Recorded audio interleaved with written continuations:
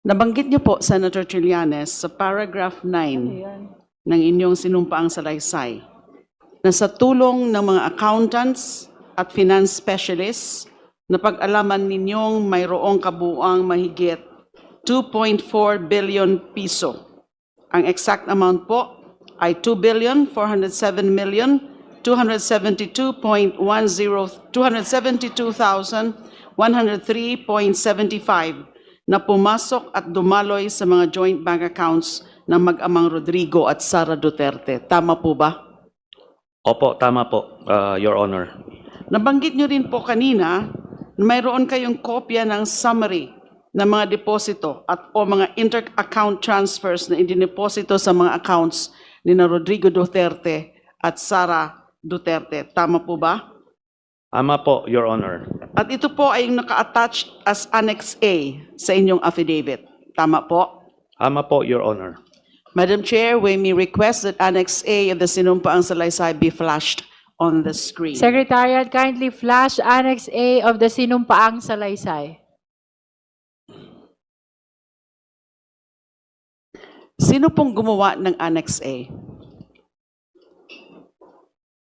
Senator Trillanes. Ito pong Annex A ay in-extract namin dun sa original document na nasa Annex H. Dahil ang binigay po sa amin ay yung bali ganito po, no? Aside sa isang soft copy, ang binigay po sa amin ni Ginoong De Mesa ay ganito po na dokumento. So mahaba po siya. Yung So- kabuuan po yan, yung Annex H. Yes. Yung Ito po, kabuuan, actually, ang parang kompleto. Yun po ang sinasabi nyo. Opo. At ito yes. pong Annex A ay alin naman po Ito as naman- extracted from that. In-extract po ito lahat po ng naideposito o nag-credits doon sa joint account ni Sara Duterte at ni Rodrigo Duterte po. Okay, Your Honor. wala pa po ba yung... Secretariat, may we know if we have the Annex A already ready to be flashed in the screen? They will be flashing it soon. Diyan po. Habang nandito po, Madam Chair, Yeah. ang Executive Director ng AMLC, I would like to direct some questions to him as well. Gusto ko po sanang ipa-verify sa Honorable Executive Director ang ilan. Pipili po ako ng 5. Parang may pagka-random po yung pagkakapili ko ng 5 na mga entries dito sa Annex A na siyang summary ng mga deposito o mga inter-account transfers na indineposito sa mga accounts ni Rodrigo Duterte at Sara Duterte. Maaari ho bang gawin yon, yung pag-verify sa dala-dala nyo na records? Naisabit ko na po, Madam Chair, yung records. But if this is part of your report, perhaps you can verify. If there are specifics that I can Yes. check with the report, if it's part of the report. If the accounts are, if the transactions are part of the subpoenaed documents of AMLC, I think the executive director can confirm whether or not the same pertains to the same transaction. Halimbawa po, Annex A, number 9 po sa listahan. Base po dito, Annex A number 9. Annex A, number 9 ng listahan po.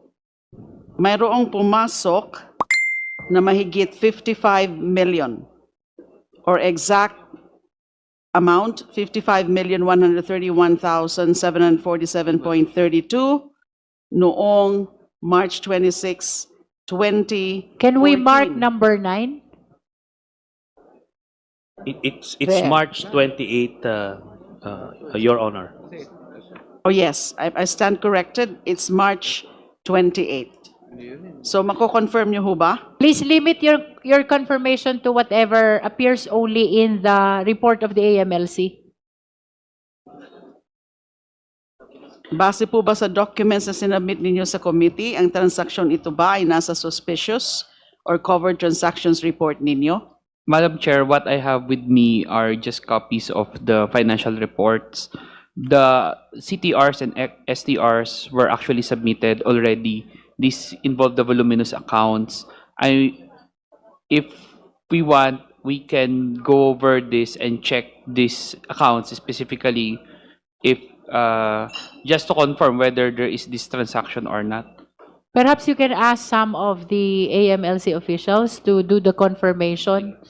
Okay. Kong Laila, since there are voluminous records, where to check the identified transactions from the attachment of Senator Trillanes, perhaps we can advance Yeah. the transactions which you want to be confirmed. And Yes, then they will be actually- checking. Actually, I've chosen only 5 each, 5 entries of each of these annexes para hindi naman po marami yung i-confirm ng ating AMLAC.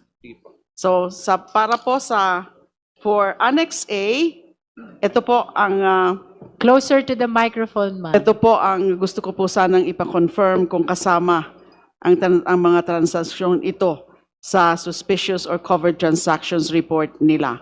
So, number 1 is the page 1, number 9 sa listahan, 55 million noong March 28, 2014. Next would be same page 1, number 16 sa listahan. Meron ho bang pumasok na mahigit 41 million? Exact amount, 41,721,035.62 noong October 2, 2013. Next would be sa page 3 ng Annex A, number 44 sa listahan sa halagang mahigit 53 million. Exact is 53,817,613.48 noong February 25, 2010. Next would be page 4. So ito po yung pang-apat. Number 60 sa listahan. Mayroon po bang pumasok na mahigit 52 million? Exact amount is 52,485,191.85 noong April 14, 2009. And then the fifth one. So sabi ko nga po, pumili lang po tayo dito. Pumili lang po ako ng 5. Sa dami po niyan, there are about 71 listed entries in Annex A. So page 4 din po. Number 64 sa listahan, mayroon po bang pumasok na mahigit 49 million?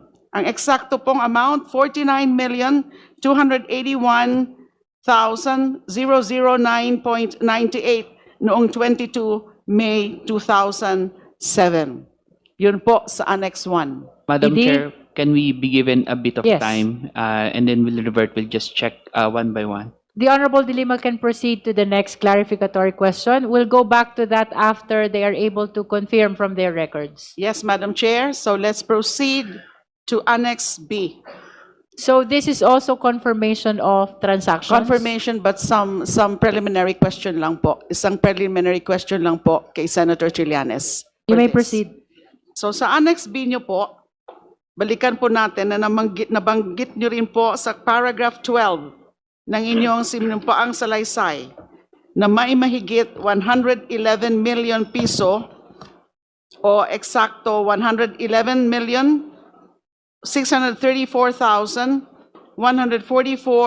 111,634,144.05 as of April 2016, nakabuang value ng pumasok na transaksyon sa mga joint bank accounts ng mag-asawang Sara Duterte at Mans Carpio at mga joint accounts kasama ang iba pang miyembro ng pamilya Duterte. Tama po ba? Yes, Your Honor. Nabanggit rin niyo po na mayroon kayong summary ng mga pera o transaksyong pumasok at dumaloy sa joint account ng mag-asawa at joint accounts kasamang iba pang miyembro ng Duterte family. Tama po ba? Yes, Your Honor. At ito ay naka-attach bilang Annex B ng inyong affidavit. Yes, Your Honor. So, maari po ba nating ipakita rin ang Annex B sa screen? Secretariat, please flash Annex B of the sinumpaang salaysay of Senator Trillanes. At yun ba ho bang Annex B? Ganon din po kanina. Nasabi niyo po ay in-extract yun sa Annex H, yung pinakakompleto na mga transaksyon? Yes, Your Honor. At sino rin po ang gumawa nito? Yun din pong aming mga financial specialist and lawyers at staff po, Your Honor. With respect po sa Annex A, just like sa Annex B, just like sa Annex A po, ito rin po ang ipapa-confirma ko sa AMLA, please AMLC. take note of the transactions which will be mentioned by the Honorable De Lima for your verification and confirmation. 5 rin po ito. Sa page 1, row 5, mayroong 2.5 million pesos na pumasok sa noong June 11, 2015. Next would be page 2, row number 19, mayroong pumasok na 2,987,542.24 noong December 6, 2013 under the name Sebastian Duterte, Sara Duterte, Paulo Duterte, Elizabeth Duterte. Pang-apat po, ay pangatlo po, sa page 2 rin po, row number 20, meron ho bang pumasok na 926,594.60 noong January 31, 2012. Pang-apat po, page 3, row number 31. Meron ho bang pumasok? 2,1,563.86 noong May 19, 2010. Ganon din po sa mga pangalan nila Sebastian Duterte, Sara Duterte, Paulo Duterte, Elizabeth Duterte. Panglima pong napili ko na numero, na entry po, sa page 3, row number 38, meron ho bang pumasok na mahigit 2 milyong piso? Or 2 million, or the exact figure is 2,114,168.43 noong May 14, 2008. Yun po yung 5 insofar as Annex B is concerned. I'll proceed to Annex H. Senator Trillanes, Yes, Your nabanggit nyo rin po kanina na sa paragraph 22 ng inyong salaysay na mayroon din kayong summary ng mga transaksyon, paglabas at pagpasok ng pera sa mga bangko ni Sara Duterte, Rodrigo Duterte, Pulong Duterte, Baste Duterte, at ng common law wife ni Rodrigo Duterte na si Honilet Avancenia kasama ang kanilang anak na si Kitty Duterte. Tama po ba? Yes, Your Honor. At ito ang dokumentong naka-attach bilang Annexes H and Sub-Annexes Inclusive ng inyong salaysay. Yes, Your Honor. At yan po yung sinasabi nating master list or master table. Yes, Your Honor. So maaari rin po ba nating ipakita, Madam Chair, sa screen yung Annex H? It's already in the screen, Honorable De Lima. Salamat po. So sa AMLAC sa AMLAC naman po, ito naman po yung gusto kong ipa-confirm. Again, this is rather randomly actually. yung AMLC, pagkapili ko please po take dito. note of the transactions. Sa page 4, mayroon daw inter-account transfer sa halagang 16,852,832.94 noong December 9, 2014.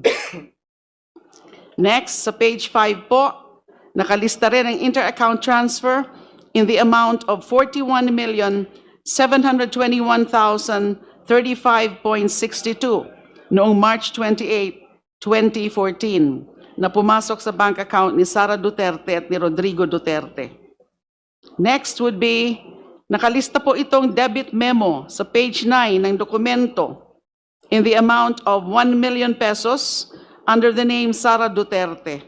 Meron po bang transaksyon na ito sa records ninyo? Next, sa page 10 ng Annex H, mayroong cash deposit na halagang 1,750,617.84 sa pangalan ni Sara Duterte noong March 3, 2011. Next, the fourth one, sa page 11, naman po ng Annex H, mayroong debit memo sa halagang mahigit 2 milyon, 2,1,563.86 sa pangalang Sebastian Duterte, sa account nila Sebastian Duterte, Sara Duterte, Paulo Duterte, Elizabeth Duterte. Meron ho ba transaction ito sa inyong mga flag transactions na isinumite sa committee? And last, for Annex H, page 12 naman po. Another example, mayroong credit memo sa halagang 10,374,307.49 sa pangalang Sara Duterte at Rodrigo Roa Duterte. Kasama rin ho ba ito sa mga flag transactions? I wish to point out, Madam Chair, na sa pagpili ko po dito ng mga parang mga random entries, ay hindi ko na po siyempre sinama yung mga napili ko rin doon sa Annex A and Annex B dahil ito nga pong Annex H is already the master table. Senator Trillanes, sa paragraph 23 po ng inyong sinumpaang salaysay, nabanggit nyo rin na base sa impormasyong inyong nakalap, tumanggap ng pera o nag-encash ng cheque si Sara Duterte at iba pang miyembro ng kanyang pamilya mula sa isang kilalang drug lord na si Sammy Uy o Samuel Uy. Tama po ba? Yes, Your Honor. At ito ay naka-attach bilang Annex I ng inyong affidavit. Tama po ba? Yes, Your Honor. May we flash again, may we flash also, Madam Chair, Annex I on the screen. Secretariat, kindly flash Annex I.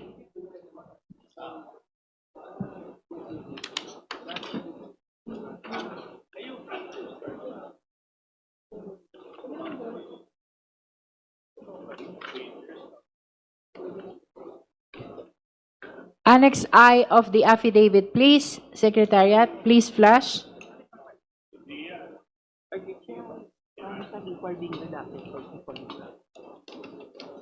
Secretariat is requesting for few minutes. There. Opo.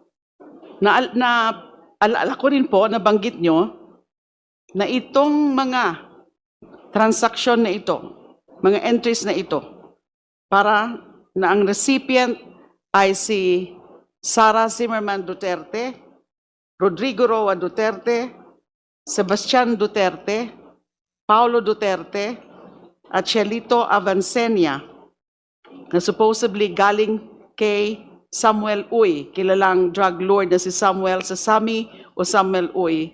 Mga nasa manager's checks po ito. Tama po ba? Yes, Your Honor. At kapansin-pansin din po, na karamihan ng entries dito, kasama na yung, yung kung saan ang recipient ay si Sara Zimmerman Duterte, uniform amount. Di ho ba? Yes, Your Honor. Kay Sara Duterte, yung dated March 17, 2011, October 25, 2011, and April 24, 2011, lahat po yun, yung tatlo na yun, ay in the amounts of 7,440,846.07 uniform amounts. Yes, Your Honor. And same with the one of Digong Duterte as well. Yeah, two of the three. Yeah, two of the Kay Digong Duterte, Rodrigo Duterte. Ganon din yung para kina Sebastian Duterte, mga uniform amounts in manager's checks. Yes, Your Honor. Ganon din po yung kay Paulo Duterte, uniform amounts. Yung kay Sebastian Duterte po, uniform amounts of 10,316,592.68 or 0.18 or 0.68. At yung kay Paulo Duterte, uniform amounts of 9,703,609.39. At yung naman kay Shelito Avancenia, uniform amounts din po, limang entries po ito, 10,655,371.81. Tama po ba? Doon po sa kay Hanilet Abansenya, same po yung last three Pero yung first two, less than 1 peso and 50 centavos. Okay. Parang ganun po. Halos pareho. Yes, Your Honor. Opo. At i-point out ko lang, Your Honor, na makikita nyo yung pattern ng deposito. Kaya tinawag ko ito na dividendo dahil ano po, meron pong pattern yung pag-deposit nila o pag-encash ng manager's check ng April or March tapos October. So, ganun palagi po yung pattern niya. Every 6 or 7 months Ang pagpasok. nagbibigay po ng dividendo through manager's check na ang account owner po dito ay si Sammy Uy. Siya po ang account. Siya ang account Siya po ang owner. account owner. Nag-issue siya ng manager's check sa pangalan po nitong mga bawat miyembro ng pamilya Duterte, Your Honor. So lahat manager's checks. At ang pangalan ng account, si Samuel Uy. Yes, Your Honor. Okay. Sa